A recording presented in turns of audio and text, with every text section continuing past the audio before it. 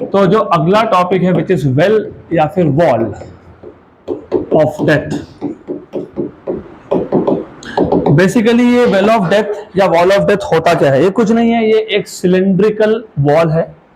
So it is a cylindrical wall in which inside which a vehicle performs horizontal circular motion. तो ये हो गया, this is a cylindrical wall. इसमें vehicle क्या करेगा? It performs horizontal circular motion. तो जो भी व्हीकल है it will keep on performing circular motion along horizontal path, horizontal plane. तो एज आई टोल्ड यू कि मिनिमम ऑफ रट्टाफिकेशन, रट्टा मारना ही नहीं, जो समझा है वो लिखना है। What is well of death और wall of death? It is a cylindrical wall. Cylindrical wall है ना, सिलेंडर दिख रहा है ना ये। अरे कुआं नहीं देखा घर में? घर में नहीं होगा तो बाहर कहीं होगा। मेरे घर में है इसलिए मुझे, मेरे घर में देखता हूँ कुआं है वहां, तो कुआं देखा होगा ना। तो कुआं का शेप क्या होता है? तो फिर वही है, इट इज सिलेंड्रिकल वॉल। लेकिन इसमें से तुम पानी नहीं भरते, इसमें गाड़ी घूमती रहती है। क्या करती है गाड़ी? हॉरिजॉन्टल सर्कुलर मोशन परफॉर्म करती है। तो लिख देना, पहले बता देना, क्योंकि एग्जामिनर एक्सपेक्ट करता है तुमसे कि तुमने उसको बताना है कि तुमको समझा है। तो समझा तो बता दो, क्या समझा तुमको? इट इज कौन? Well of death. क्या है well of death? It is a cylindrical wall. Cylindrical wall है वो, राइट? ऑफ सम रेडियस, चलो कुछ तो रेडियस होगा, of some radius R, of radius R, inside which vehicle performs horizontal circular motion, horizontal circular motion. But और किसी भी topic को अगर आपको एक्सप्लेन करना है, कीप इट सिंपल, ज्यादा हाईफाई लैंग्वेज की जरूरत नहीं है। बता दिया क्या है इसके अंदर, क्यों घूम रहा है? गाड़ी, गाड़ी घूम रहा है ना। हाँ, वेरी गुड। तो गाड़ी घूम रहा है तो गाड़ी का मास होगा, गाड़ी का कुछ तो मास होगा ना। देयर विल बी सम मास। तो बता देना कितना मास, कुछ तो मास होगा उसका। लेट अस से m is the mass of vehicle. Okay, तो लेट अस से इसके अंदर एक गाड़ी है और वो जो गाड़ी है उसका मास है m। So the mass of the vehicle is m।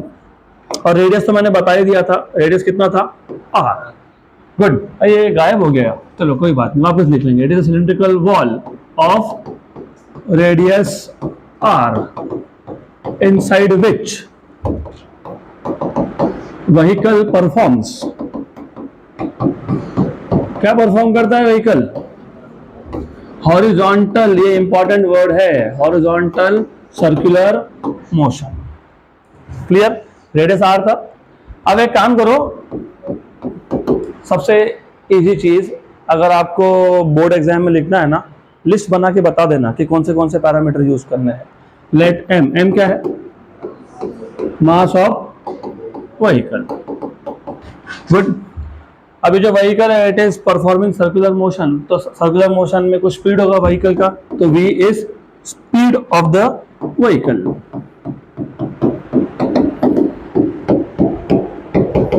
और कुछ लगेगा तो बाद में लिख लेंगे। Now you have to check कौन से फोर्सेस इसके ऊपर एक्ट हो रहे हैं। You have to check. एक तो इसका व्हीकल का वेट होगा vertically downwards, mg, which is vertically downwards. तो आइडियली स्पीकिंग अगर वेट वर्टिकली डाउनवर्ड्स है तो व्हीकल नीचे जाना चाहिए, लेकिन वो जा नहीं रहा। तो किसने बचा लिया उसको नीचे जाने से? फ्रिक्शन ने। तो फ्रिक्शन कहां पे होगा? Vertically upwards. तो this is force of static friction. और एक फोर्स है which is force of normal reaction. Normal reaction is always normal to the surface in contact. ये आ गया नॉर्मल रिएक्शन, ये नॉर्मल रिएक्शन आ गया n। करेक्ट? तो आपको पता लग गया ना कौन से फोर्सेस है, तो बता देना। The forces acting on the vehicle are, the forces acting on the vehicle inside the well of death are. पहला फोर्स है weight mg, which is vertically downwards, which is vertically downwards,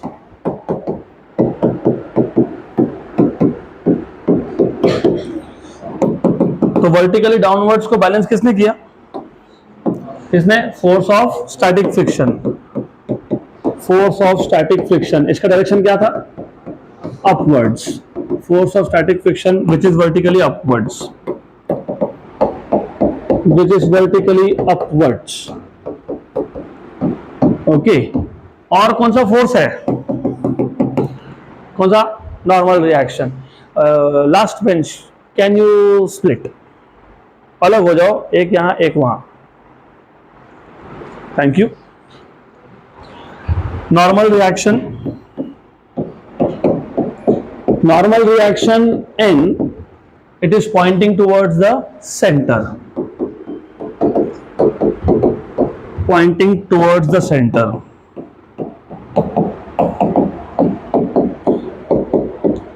good. तो अभी आपको component याद होना चाहिए. mg कहां था? नीचे. स्टैटिक फ्रिक्शन कहां है? ऊपर. नॉर्मल रिएक्शन कहां पॉइंट कर रहा है? Towards centre. तो मेरे को बताओ कौन सा फोर्स क्या काम कर रहा है? Normal reaction provides centripetal force. Very good. Friction force is balancing mg. Very good. तो force of static friction, force of static friction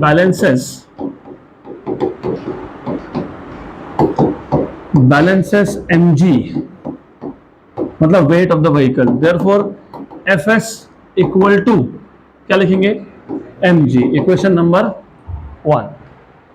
number 2, normal reaction, normal reaction provides, क्या प्रोवाइड करता है? Necessary centripetal force for circular motion. Necessary centripetal force, क्योंकि मैंने आपको बताया था कि सर्कुलर मोशन के लिए कंपलसरी कौन सा फोर्स होना चाहिए? सेंट्रीपिटल. तो वो कहीं ना कहीं से तो आएगा. यहाँ पे कौन कहां से आ रहा है? नॉर्मल रिएक्शन से. तो N इक्वल टू क्या हो जाएगा? mv square by r. Equation number 2. अब यू शुड नो, अगर आपको याद होगा फोर्स ऑफ स्टैटिक फ्रिक्शन को कैसे लिखते हो? Mu s times of normal reaction. लेकिन इन रियलिटी हम ऐसा लिखते हैं, लेकिन in reality force of static friction ये हमेशा इट इज लेस देन और equal to. It is not only equal to, it is less than और इक्वल टू. तो वो इक्वालिटी नहीं होता है, वो इनइक्वालिटी होता है. वो हमने जब स्टैटिक फ्रिक्शन सीखा था तब मैंने बता दिया था कि force of static friction is equal to mu s times of normal reaction. लेकिन फोर्स ऑफ स्टैटिक फ्रिक्शन की value mu s times of normal reaction को इक्वल होगी या तो उससे कम होगी. तो force of static friction is always, अभी याद रख लेना, it is always less than और equal to mu times of normal reaction. तो वो इक्वालिटी नहीं होता है, वो इनइक्वालिटी होता है. Always less than, greater than नहीं, लेस देन और equal to mu s times of normal reaction. Force of static friction हमको इक्वेशन नंबर 1 से मिला था. क्या मिला था? कितना है? कितना है? mg है. तो क्या लिखेंगे यहाँ पे? mg. तो ये इक्वेशन नंबर 3 आ गया. तो substituting equation number 1 and 2 in equation number 3, मतलब from equation number 1, 2 and 3, Fs is nothing but mg, mu s into n, and n is mv square by r. mm cancel. यहां से तुमको v square मिल जाएगा.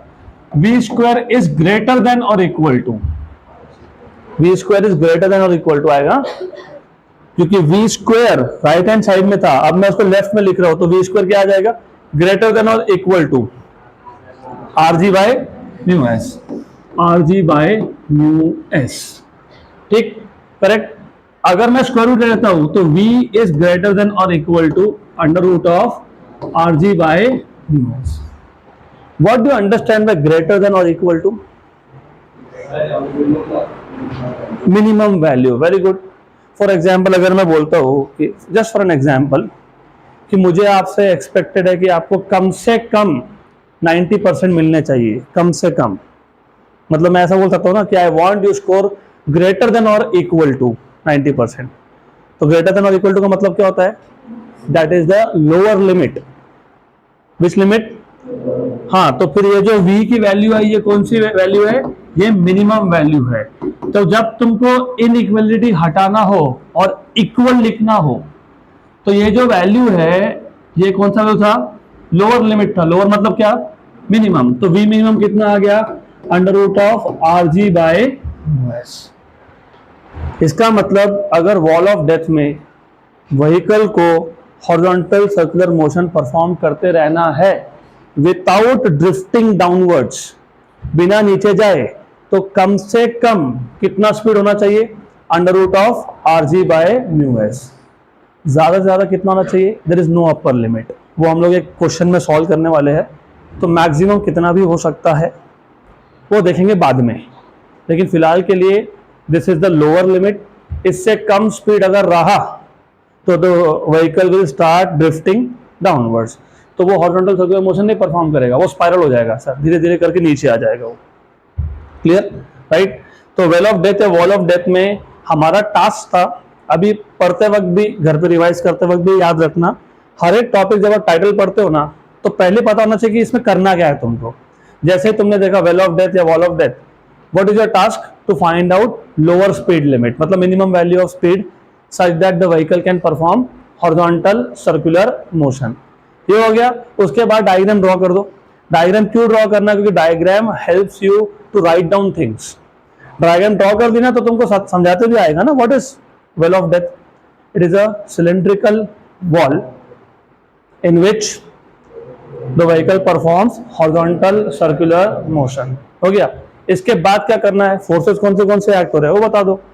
हाँ definitely गाड़ी का मास m है, उसका स्पीड v है, वो तो ठीक है, वो तो नॉर्मल चीज है। Radius of circle is r, ठीक। फोर्सेस कौन से एक्ट हो रहे हैं, mg which is vertically downwards, force of static friction which is upwards and normal reaction which is towards the center। mg को किसने बैलेंस कर दिया, स्टैटिक फ्रिक्शन में, तो F is equal to mg। Normal reaction कहां point कर रहा है, टुवर्ड्स सेंटर, मतलब क्या प्रोवाइड कर रहा है, सेंट्रीपिटल फोर्स, तो n equal to mv square by r। तो दो इक्वेशन मिल गए। What we know from 11th standard is force of static friction is always less than और equal to mu s times of normal reaction. Fs is mg और normal reaction mv square by r। वो substitute करके तुम जब simplify करोगे तो you will get v square greater than equal to rg by mu s, मतलब v is greater than equal to under root of rg by mu s। v की value इससे बड़ी होनी चाहिए, मतलब v का ये मिनिमम वैल्यू है, तो minimum value of v is under root of rg by mu s। अगर स्पीड का वैल्यू इससे कम हुआ तो हॉरिजॉन्टल सर्कुलर मोशन नहीं हो पाएगा and the vehicle will start drifting downwards.